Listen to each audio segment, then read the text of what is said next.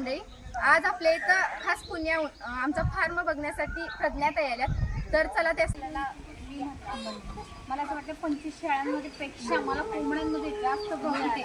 तर मी शेड जरी असू दे वरती तरी तो कोंबड्यांचंच मी उलटा करत मग असं दोन्ही व्हावं म्हणजे दोन्ही कोंबड्यांसाठी पण यावं, शेळ्यांसाठी पण. असं प्रॉपर शेळ्यांसाठी सगळं करू नका असं. कारण की जर तुम्हाला वाटलं नंतर कोंबड्यात चांगला आपला फायदा व्हायला कोंबड्यात पाहूया तर मग तो आता कसं झालं त्यामुळे एक फार्म हाऊसच बांधला म्हणायचं आणि त्याचा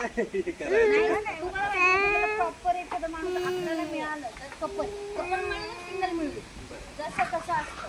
तर त्याच्यामधून काही नाही, तर स्वतः जरी चालू केलं की नाही आमच्याकडे तुम्हाला कटिंग नाही मिळेल, खायलाही मिळेल, घेऊन आणि लोक काय करतात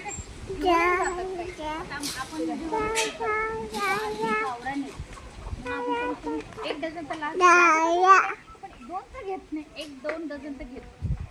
आणि आधीचं मराठी 15 आहे. पुण्यामध्ये 15ला इथं पण आम्ही 15लाच देतो. मग विशेष नाही. खडके जसं पौष्टिक आहे तसं ते नाही आहे ना. आता 1000 रुपये कोंबडा असून सुद्धा आमच्याकडे भरपूर आमच्याकडे द्यायला शिल्लक नाही आता. एवढं संपले कोंबडे आता दिसत आता पावसाचं करायचं आणि मग परत पुढचा लॉट तयार होतो. आणि मोठं व्हायला पण 6 महिने लागतं.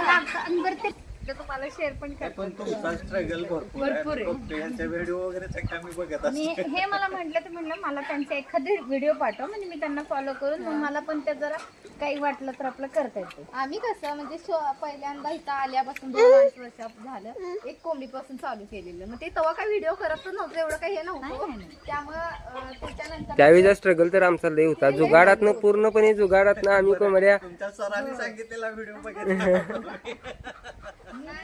विचारूया आपला फार्म कसा वाटला त्या. एक नंबर आहे. ज्यांना कोणाला छोट्यापासून मोठा उद्योगधंदा करायचा आहे त्यांनी ह्या व्हिजिट करायची अजिंक्यतारा फार्मसाठी.